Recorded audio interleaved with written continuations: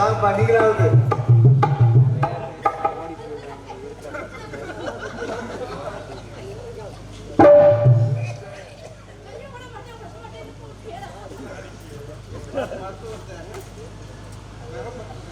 பண்பாடு வரவேற்பது தமிழனுடைய பண்பாடு என்பதற்கு நிகழ்வாக எம்மை வரவேற்ற தலைவியை வருகை என்று தங்களை வரவேற்ற வந்தனும் வெள்ளிமலைக்கு சொந்தக்காரன் மறுமொழியிலே அழகான ஒரு மான்கூட்டம் கட்டழகு பட்டை மான் கண்டதும் சென்றேன் பிடிப்பதற்காக மானோட நானோட நானோட மானோட என்ற அழகான இந்த மான்குட்டியை பார்த்த உடனே பிடிக்க வேண்டும் என்று ஆர்வம் கொண்டு சென்ற போது மானை பார்க்க நான் மானை பார்க்க இப்படிப்பட்ட மானை பிடிக்கலாம் அப்படின்னு நினைச்சேன்.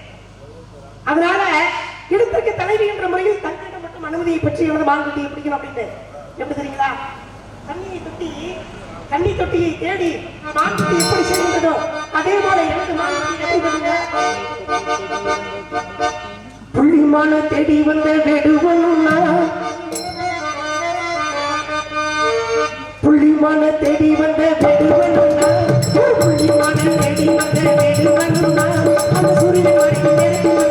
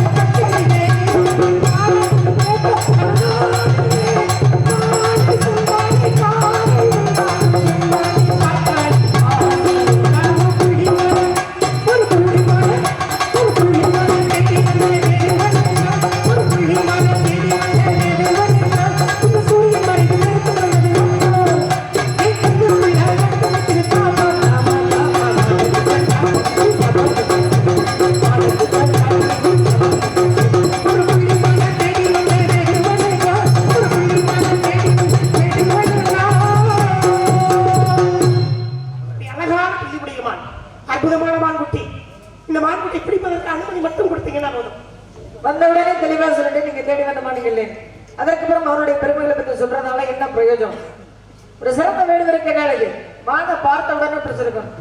வேட்டையாடக்கூடிய தத்துவமே அதுதானே. கொண்டுவா அல்லது கொன்றுவான்னு இருக்கிறான். இன்னும் உயிரோட பிடிச்சிருக்கணும். இல்ல அப்படின்னா அடிச்சாத பிடிச்சிருக்கணும். இப்படி இரண்டையுமே பண்ணாம என்கிட்ட பேசி நேரத்தை வீணடிக்கிறதுக்கு பதிலா வேற வனத்துக்கு போய் தேடி பார்த்தீங்க அப்படின்னா ஒருவேளை உங்க மான் உங்களுக்கு கிடைக்கலாம் இல்லையா? ஆக எந்த காரணத்திற்காக வந்திருக்கோமோ அந்த காரணத்துல குறிக்கோள்ல கவனமாக இருக்கும். வேட்டையாட வந்திருக்கிறோம் அப்படின்னா அதுல குறிக்கோளாக இருந்திருந்தீங்க, கவனமாக இருந்திருந்தீங்க அப்படின்னா கண்டிப்பாக உங்க மானை பிடிச்சிருக்கலாம். கவன சிதறல் ஏற்பட்டதுதான் உங்க மானை தப்பிக்க விட்டதுக்கான காரணம் நான் நினைக்கிறேன். நீங்க சொன்னது மாதிரி வேற வனத்தை நாடி போயிருந்தா நானும் என்ன பண்ணிருப்பேன், வேற வனத்துல போய் இந்த மான்குட்டி பிடிப்பதற்காக போயிருப்பேன். ஆனா இன்னைக்கு இந்த மான்குட்டி தங்களுடைய வனத்துல இந்த குறிஞ்சி நிலத்துல வந்திருக்கு. இந்த நிலத்துக்குள்ள இருக்கிறதுனாலதான் இடத்துக்கு தலைவின்ற முறையில அனுமதி கேட்கிறேன். ஏன் கேட்டீங்கன்னா அற்புதமான மான்குட்டி, அழகான மான்குட்டி, ஒரு புள்ளி உடைய மான்குட்டி அப்படின்னு. என்கிட்ட மான்களில் ஒரு புள்ளி. அம்மா மானுக்கு ஒரு புள்ளியா? என்னுடைய மானுக்கு ஒரு புள்ளி. மானுக்கு தேகப்புறம் புள்ளியா தானே இருக்கும். அது மான்கள் பல வகை. சரி, எத்தனையோ மான்கள் இருக்கலாம். மான்கள் பல வகை இருந்தாலும் என்னுடைய மானுக்கு ஒரு புள்ளி தான். அது எப்படிங்க ஒரு புள்ளி இருக்கும்? இருக்குங்க. அதிசயமான மான இருக்கு. அப்போ அற்புதமான மான, விசித்திரமான மான, வித்தியாசமான மான. என்கிட்ட வேட்டையாட வந்தேன், ஒரு வினயமான ஒன்றை கண்டேன். ஓட்டமாக வந்தேன், அது உள்ளே நுழைய கண்டேன். வில்லை போன்ற புருவம், விரும்பத்தக்க அழகான ஒரு பருவம். என் மானுக்கு இல்லை என்ற கருவம், ஈடு இணையில்லாத உருவம். அப்படிப்பட்ட மான் எழுதிங்கன்னா தாமரை போன்ற கண்ணங்கள். தாமரை பார்த்துருக்கீங்களா? தாமரை போன்ற அழகான கண்ணம் என்னுடைய மானுக்கு. ஏன் கேட்டீங்கன்னா வண்டவெளி, வேல்வெளி, கயிர்வெளி இருந்தாலும் கூட என்னுடைய மானின் விழிகளை பார்த்துக்கணும். அழகான கருவிழி. அந்த கருவிழிக்கு பார்க்கணும், மான பார்க்கணும்னு வச்சுக்கணும். என்னுடைய கண் விழிகளையும் கருவிழியை பார்த்தேன்னு வச்சுங்களேன், என்னுடைய மான் தெரியும். கோவை பழங்களை போன்ற இதங்கள். என்னது? கோவை பழம். கோவை பழம் போன்ற இதழ்களா? ஆமா. மானுக்கா? மானுக்குங்க. மான நீங்க முன்னப்பட பாத்துருக்கீங்களா இல்லையா? இங்க பாருங்க, மானை பார்த்ததுனால நான் நினைக்கிறேன். 5 வயசுல அரியாபுரத்துல பார்த்தேன். சரி, அப்ப பார்த்த மான்குட்டிய பருவத்துக்கு வரட்டுமேன்றதுக்காக சிறிது நாள் கழித்து எனக்கு என்ன கேட்டீங்கன்னா 8 வருடங்கள் கழித்து மறுபடியும் இந்த மான்குட்டியை பார்த்தேன். சரி, அப்ப பார்த்ததுனால இந்த மான்குட்டியை பார்த்ததுனால என்னுடைய மானல்லவா, எனக்காக பிறக்கப்பட்ட மானல்லவா, எனக்காக வளர்க்கப்பட்ட மானல்லவா. அன்று பார்த்த பொழுது குட்டியாக இருந்தது, இன்று பருவத்துக்கு வந்தது. இன்றைய தினம் எனக்கு பிடிச்சே ஆகலாம். எங்கிட்ட நாளைக்கு வந்திருக்கலாம், இல்லாட்டி நேற்று வந்திருப்பேன், இன்னைக்கு வந்திருக்கேன். கடவுள் எனக்காக உருட்டி திரட்டி ஒரு சிற்பமா செய்து அதற்கு உயிர் கொடுத்து அனுப்பி வச்சிருக்காரு. அதனால மான்குட்டி இன்னைக்கு பிடிக்க வந்திருக்கேன். இப்படிப்பட்ட மான்குட்டியை விட்டுட்டு போனேன்னு வச்சுங்களேன், நான் நினைக்கும் வந்த வேணுவரையும் எப்படி சிற்பவான்னு நினைச்சேன். ஆனா அந்த மான்குட்டியை வந்து பிடிக்காம போயிட்டாரு என்ன அப்படின்னு மான் வந்து நினைச்சிடக்கூடாது. மான் வந்து ஏங்கி போய் அப்படியே தவிச்சு நிக்க கூடாதுன்றக்காக தான் வந்திருக்கேன் நான். மானை பிடிக்கிறதுக்கு வக்கு இல்ல, காரணமே இல்லாம எதையோ சொல்லி சமாளிக்கிறீங்களே. எப்படி மானை பிடிக்கிறதுக்கு பேச்ச பாருங்க. உங்க உதாரணத்திலேயே தெரியுது, நீங்க பிடிக்க வந்தது மான கிடையாது. நான் பிடிக்க மரியாதை அந்த இடத்த விட்டு ஓடி போயிருங்க. என்னுடைய மானை பிடிக்கிறதுக்கு அனுமதி மட்டும் கொடுங்க. என்ன உங்க மாடு? எனக்கு காட்டுல தெரியுற மாடு உங்களுக்கு எப்படி சொந்தமாகும்? காட்டுல தெரியுங்க. யார் சொல்லுது? காட்டுல தானே தெரியும். இந்த மாடு வந்து என்ன நினைக்கிறேன், காட்டுல என்ன பண்ணுது? என்ன பண்ணுது? அப்படி சுத்தி முத்தி பாக்குது. அதனாலதான் சொன்னேன். சரி, சொல்லும் போதே சொன்னேன் நானு, சுத்தி முத்தி பாக்குது. இந்த மாடு என்னத்தான் பாத்துக்கிட்டு என்னகிட்டே சுத்தி சுத்தி அப்படியே வந்துகிட்டு இருக்குமா. அப்படிப்பட்ட மாடு விடலாமா? விட்டுட்டு போகக்கூடாதுக்காக தான் பிடிக்கிறதுக்காக நிக்கிறேன். ஏன்னு கேட்டீங்கன்னா வேட்டைக்கு பல பேர் போயிருக்கிறா.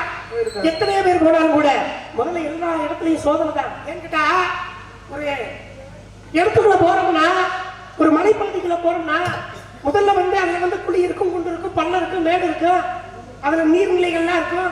இதுல எந்த இடத்துல காலை வச்சா எப்படி வைக்கலாம், அதுமான பதனமா பக்குவமா அப்படி வச்சு போனாதான் இந்த நம்ம போற வேலையை சரியா செய்ய முடியும். அதே போல இந்த இடம் வந்தாலும் இந்த இடத்துக்கு தலைவர் இருக்காங்களே, இந்த தலைவிட்ட கேட்போமே, எங்களோட அண்ணன் கேட்க இருந்தாலும் தலைவின்றது யாருன்னு கேட்டேன். என் தங்கச்சி தான் தலைவி. அப்ப அவங்க தங்கச்சியை கூப்பிடியா நான் கேட்கிறேன் அப்படின்னு. அதனாலதான் தலைவின்ற முறையில உங்கள்கிட்ட நின்று இந்த வரைக்கும் அனுமதி ஏற்றிருக்கேன். இல்லாட்டி வந்த நேரத்துல ஒரு நொடியிலேயே என் மான்குட்டி நேரம் தோல் தூக்கிட்டு போயிருப்பேன். போக வேண்டியது விட்டு வச்சிருக்கேன். என்ன எதுக்கு? எதுக்காக விட்டு வச்சிருக்கேன்? எதுக்காக? என்னுடைய பொருளா இருந்தாலும் கேட்டு பிடிக்கணும்னு நினைக்கிறேன். நானு இருந்தா தானங்க பிடிக்க முடியும். இருக்கிறதுனால வந்திருக்கேன். காலகட்டத்துல ஒரு கிறுக்கு பயில இருந்து மாட்டிக்கிட்டேன்னு. நான் மாடுல ஒண்ணுமில்ல, மரியாதை நடந்து இருக்கிறேன். வந்த மன வழி அதேதான் நானு ஆண்மொழி ஆனாலும் ஜான்மொழி ஆனாலும் பெண்ணிட்ட பேசும்போது பக்குவமா பேசணும் சொல்றீங்களே அப்படின்றக்காகத்தான் பேசுறீங்க. உதாரணம் சொல்றீங்களே, கோவை படம் போன்ற மானுக்கு இதழ் கொன்றீங்க. ஆமா, மானுடைய இதழ பாத்துருக்கீங்களா? நீங்க பாத்துக்கிறேன்னு சொல்றேன். வாயுடன் ஒட்டி போயிருக்கும். என்னுடைய கண்ணங்கள் தாமரை மாதிரி இருக்குமா? எந்த மானுக்காவது கண்ணு இருந்திருக்கா? என்ன பேசுறீங்க நீங்க? என்னுடைய மானுக்கு இருக்குமா? எப்படிங்க இருக்கும்? அதனாலதான் சொன்ன வித்தியாசமான மானே, விசித்திரமான மானே. என்ன விசித்திரம்? இங்க பாருங்க, எத்தனை மான்கள் இறங்கி, அதாவது தீயில இறங்கி போகணும்னு வச்சுங்களேன், இறங்கி போனாலும் சில மான்களுக்கு தேகம் எல்லாம் அப்படியே கருகி இருக்கும். ஆனா என்னுடைய மானுக்கு அப்படி கிடையாது. அந்த தீயில கரை இறங்கி வந்தாலும் கூட என்னுடைய மான் அப்படியே நிற்கும். எந்த ஒரு சின்ன தேகத்துல ஒரு முடி கூட கருக்காது. அப்படிப்பட்ட மானு. இப்படிப்பட்ட மானை வந்து நான் இன்னைக்கு விட்டுட்டு இங்க பாருங்களேன், அதைத்தான் நான் கேட்கிறேன். என் மானை பார்த்த உடனே உங்களுக்கு வந்துருச்சுன்னு நினைக்கிறேன். புத்தி சுவாதம் இல்லாம நீங்க தான் அந்த மானை பார்த்த உடனே மெய் மறந்து இப்படி நின்றுட்டீங்களோ? நான் சொல்றத கேளுங்க. பார்த்தா நல்ல ஆள் மாதிரி இருக்கிறீங்க, பெரிய வீட்டு பிள்ளை மாதிரி வேற இருக்கிறீங்க. உங்களுக்கு என்னால முடிஞ்ச ஒரு உதவியை சொல்றேன். என்ன உதவி? ஏன்னா ஜாதி அபிமானம் சன்னியாசிக்கு உண்டுன்னு இருக்கிறாங்க. நீங்க என்ன பண்றீங்க, வீட்டுக்கு போய் அம்மா கிட்ட சொல்லி ஒரு எலுமிச்சம்பழம் வாங்கி என்ன செய்வீங்க அப்படின்னா சரிபாதியாக நறுக்கிறீங்க. உச்சந்தலையில வச்சு நல்லா தேய்ச்சிக்கின்னு வச்சுக்கோங்களேன், பித்தம் தெளிஞ்சு போயிடும். நான் என்ன சொல்றேன்னா, பித்தம் தெளிஞ்சு நிக்கணும் அப்படின்னா என் மான் வந்து பித்து பிடிச்சு அலையுது. இப்ப என் மான் பித்து பிடிச்சு அலையுறதுனால நீங்க சொல்ற எலும்பு சொல்லுங்க, அந்த எலும்பு சம்பளத்தை அறுத்து என்னுடைய மானுக்கு உச்சந்தலையில வச்சு அப்படி நசுக்கி விட்டு அப்படி உள்ள தேய்ச்சிட்டுன்னு வச்சுக்கிறேன், என் மானுக்கு பித்தம் தெளிச்சு போயிடும். மானுக்கு அம்மா இதுலயே தெரியுது புத்தி சுவாதம் இல்லாத ஆளந்தா இருப்பீங்க போல. மரியாதையே சொல்றேன், பொம்பளை பிள்ளைய அடக்கொடுக்கமா பேசிக்கிறேன். நானும் அன்பா சொல்றேன், மான் கிடையாது, மான் இருக்கு. ஏன் நேரத்தை வீணடிக்க கூடாது. என்னுடைய நேரத்தை வீணடிக்காம இந்த நேரம் பிடிச்சிக்கணும் ஒரு வார்த்தை சொல்லுமா? அப்ப நீங்க வாங்காம போக மாட்டீங்கன்னு மான் போறது கேட்டாலே நினைக்கிறேன். வெக்கமே இல்ல. மான் குட்டியம்மா பாப்போம், மான் இருந்தா தானே வாங்கிட்டு போக போறீங்க. இருக்கிறதுனால இருக்குன்னே வச்சுக்கிறோமே. மான் இருக்குன்னு நான் சொல்றேன். மான் இருக்கு, அதைத்தான் சொல்றேன். இருக்கியா? இருக்குன்னு சொல்றேன். முடியாது, உங்களை அப்படிதான் பாத்துக்கங்க. உங்க சட்டமா? சட்டம் தான், சட்டமாடா? அவ்வளவுதான். பாருங்களேன், எந்த இடத்துக்கு நான் போயிட்டேன்னா அந்த இடத்துல என்னுடைய பொருளாதாரம் நின்றுகிட்டு இருக்கேன்னா காரணம் உண்டு. எதை செய்யணும், எப்ப செய்யணும், எந்த நேரத்தில் செய்யணும் எனக்கு தெரியும். மான் இங்கதான் இருக்கு. ஒன்றை செய், நன்றை செய், அது இன்றை செய்கிட்டு இருக்காங்க. செய் அல்லது செத்து மடின்னு சொல்லி இருக்கிறாங்க. மனம் இருந்தால் மார்க்கம் உண்டு.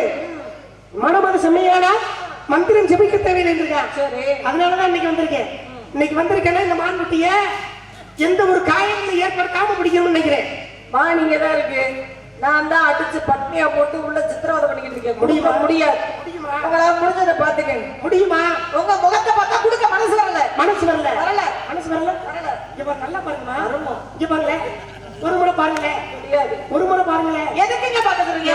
இல்லங்க, முகத்தை பார்த்தா தெரியாது, பார்க்கத்தான் தெரியும். என்ன தெரியும்? அதே மாதிரி இருங்களேன், ஒருத்தங்களை பார்த்தோம்னா எடுத்த உடனே பார்த்த உடனே எப்படி அப்படின்றத கொஞ்சம் பார்த்தா தான் தெரியும். மூஞ்சியை பார்த்தா தான் தெரியுது, கண்ணை பார்த்தா தாங்க தெரியும். அழகு முகத்தில் தெரியும். தெரியுது. முகத்தின் அழகு என்ன தெரியும்? இலை கண்ணாடியில தெரியும். அதை பார்த்தது என்ன?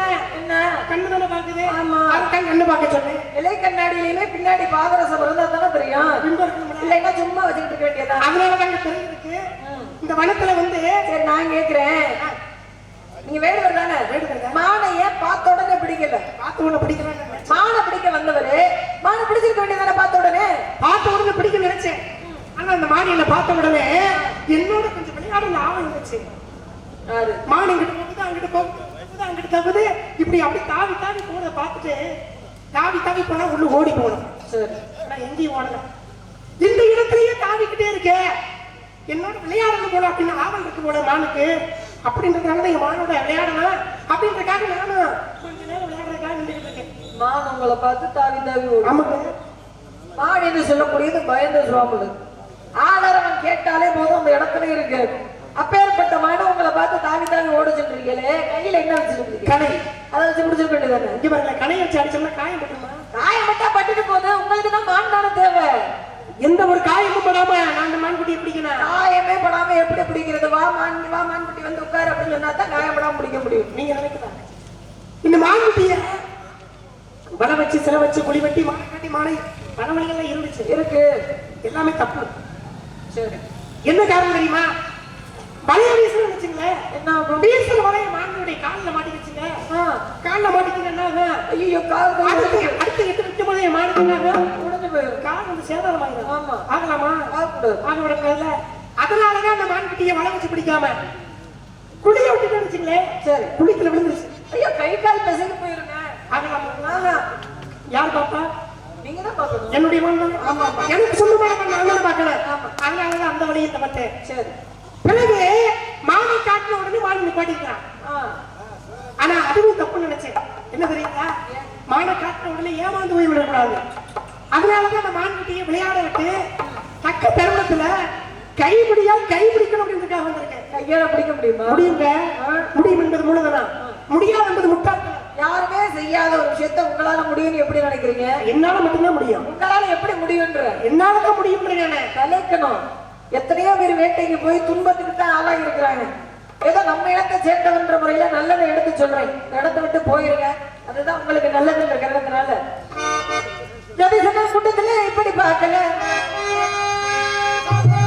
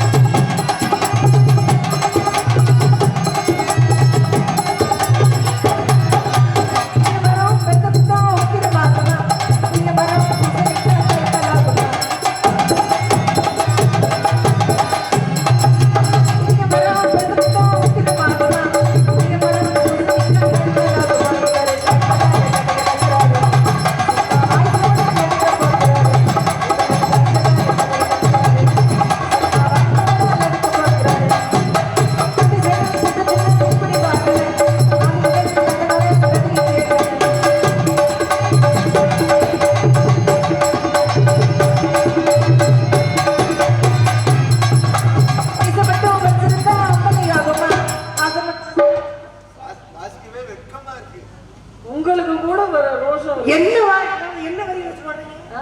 என்ன வரி வச்சு பாடுறீங்க? மீச மட்டும் வச்சிருந்தா ஆம்பளை ஆமாங்க பாடலாமா? உங்களுக்கு ரோஷம் உங்களுக்கு ஏன் ரோஷம் வருது? என்ன ரோஷம் வருதுன்னா மீசையா? ஆம்பளை சொல்லலாமா? அப்படியே எனக்கு பேர் மீசையா?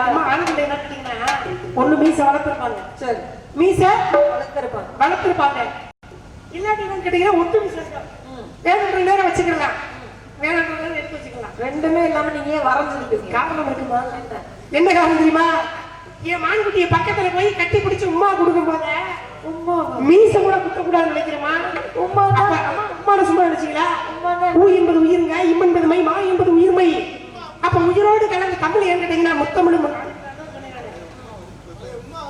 அம்மா. அப்ப இந்த இடத்துல நீ நானும் சும்மா போகக்கூடாது. எனக்கு ஒரு சந்தேகம். உமா கொடுத்துட்டு போகணும்னு நினைக்கிறேன். எனக்கு ஒரு சந்தேகம். என்ன சந்தேகம்? மானை போய் கட்டி பிடிச்சு உமா கொடுக்கணும்ன்றீங்களே, சரி, நீங்க கட்டி பிடிச்சு உமா கொடுக்கும் போது மான் கடுப்பா எட்டி வாயிலே உதச்சிருச்சுன்னா ஏமா நான் பிடிக்கிறபடியே சரியா இருக்கும்போது என்கிட்ட உதைக்கிறது பாட்டுங்க. இன்னொரு சந்தேகம். என்ன சந்தேகம்? நீங்க சின்ன குழந்தையா இருக்கும்போது உங்க அம்மா நிறைய மஞ்சள் தேய்ச்சி குளிப்பாங்க, மீசையும் வளரலையா? கிடையாது. நான் மீசை அது எப்படிங்க? என்ன கேள்வி கேட்டாலும் உதுத்துட்டு நிக்க பாருங்க. எதைனா கொஞ்சமாவது ரோஷம் வேணும், சூடு சொரண வெக்கமான ஏதாவது ஒன்னாவது இருக்கணும். இங்க பாருங்க, காரியம் பெருசா காரியம் பெருசு எனக்கு இந்த அதனாலதான் நினைக்கிறேன்.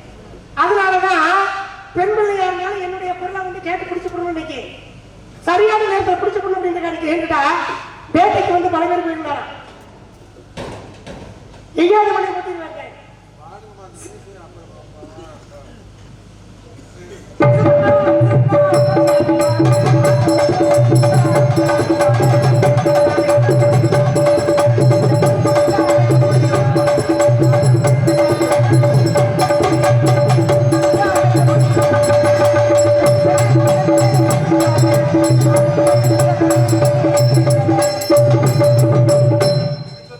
இவரை மானக்கேடா கேட்கறதுல உங்களுக்கு என்ன அப்படி